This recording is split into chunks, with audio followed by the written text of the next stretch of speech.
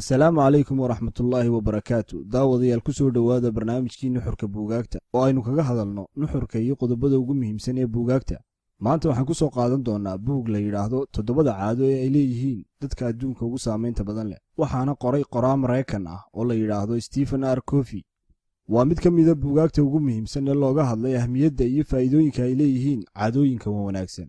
Stephen wuxuu leeyahay 50 sano ee la soo dhaafay buugaagta la qorayay badankooda waxaa looga hadlayay dabeecadaha qofka ee muuqda ama personality-ga, sida sawirka laga haysto qofka, dhexgalka bulshada, muuqaalka, xirfado ama habab ka dhigaya qofka inuu dhaqmo hab gaara.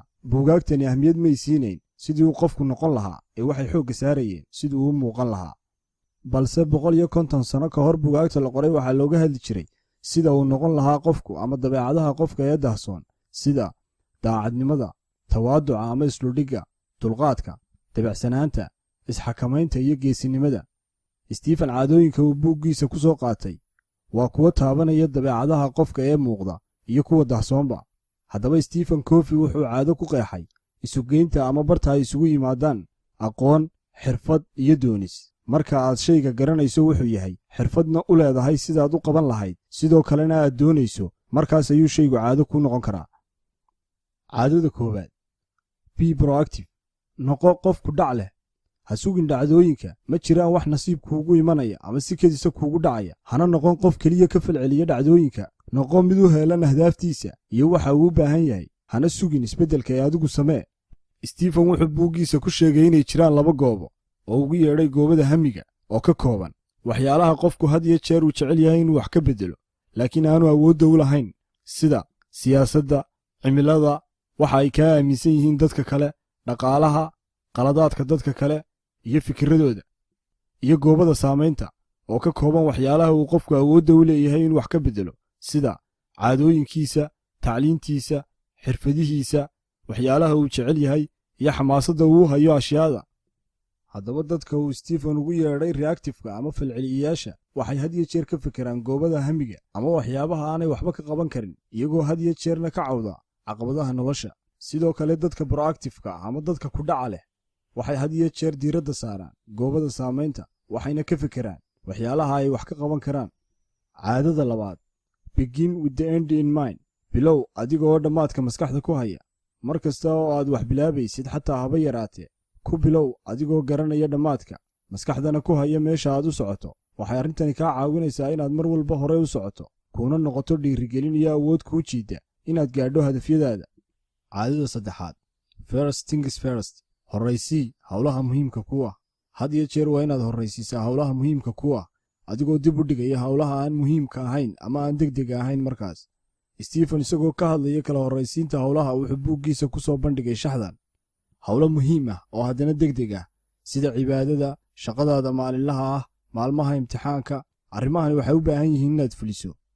iyo howlo muhiim ah laakiin aan degdeg ahayn, sida inaad kor u qaaddo aqoontaada, inaad hagaajiso xidhiidhada aad leedahay qaraabada, iyo inaad samayso jimicsi.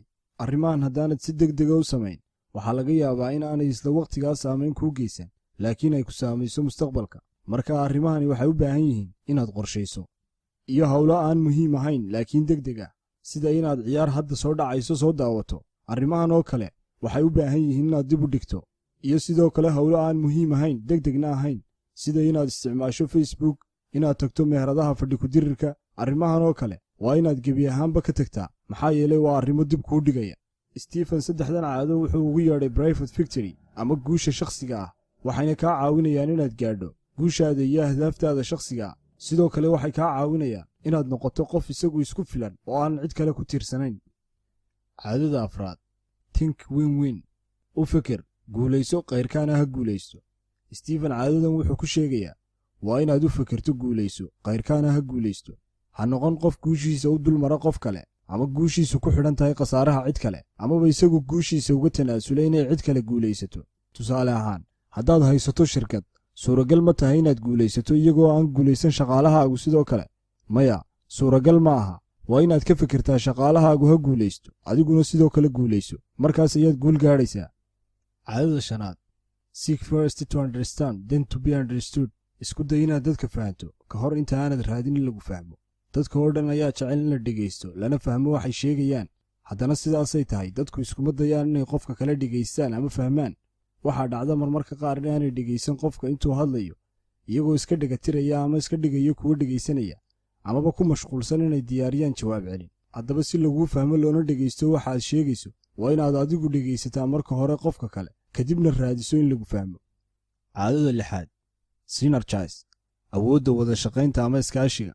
Stephen wuxuu caadadan kaga hadlayaa ahmiyadda ay leedahay iskaashiga iyo wada shaqayntu. waxay kor u qaadaa wax soo saarka iyo waxqabadka. sida ay Soomaaliduba tidhaahdo, gacmo wada jir ayay wax ku gooyaan. waxaa jira inay dadku leeyihiin awoodo kala duwan. haddii ay iskaashadaanna waxay soo saarayaan waxaan qofna keligii qaban karayn. 3dan caado wuxuu Stephen ugu yeedhay public victory ama guul wadareed, waxayna kaa caawinayaan iskaashiga iyo wada shaqaynta dadka, iyo inaad ka fikirto guruub, urur ama qoys, oo aad u fikirto innaga halkii aad u fikiri lahayd aniga. caadada 7 sharpen the saw, mar walba lis oo afayso gudinta. Stephen wuxuu leeyahay waa inaad isu miisaanto waxqabadkaaga iyo awooddaada waxqabad. waa inaad mar walba horumariso naftaada, aqoontaada iyo xirfadahaaga, si ay kaaga caawiso inaad mar walba halka aad joogto horay uga sii socoto. Stephen isagoo arrinkan ka hadlaya wuxuu tusaale u soo qaatay, ka soo qaad adigoo meel kayna soo maray, kadib waxaad aragtay nin goynaya dhir. waxaanad weydiisay, waxaad samaynaysaa? wuxuu kuugu jawaabay, miyaanad arkayn inaan goynayo dhirtan? haddana waxaad weydiisay, intee in leeg ayaad goynaysay dhirtan? waxaad u muuqataa mid daallan. wuxuuna kuugu jawaabay, muddo 5 saac ka badan ayaan waday, waa hawl adag. kadib waxaad u soo bandhigtay, maxaad isaga afeen weyday godinta? waqti intaa ka yar ayaad ku dhammayn lahayd. wuxuu kuugu jawaabay haddana, uma hayo waqti aan ku afeeyo godinta, waxaan ku mashquulsanahay goynta dhirta. haddaba daawade, hawl kastoo aad hayso ha ilaawin inaad naftaada horumariso oo aad barato aqoon iyo xirfado cusub, si aad mar walba uga horumarto halka aad joogto.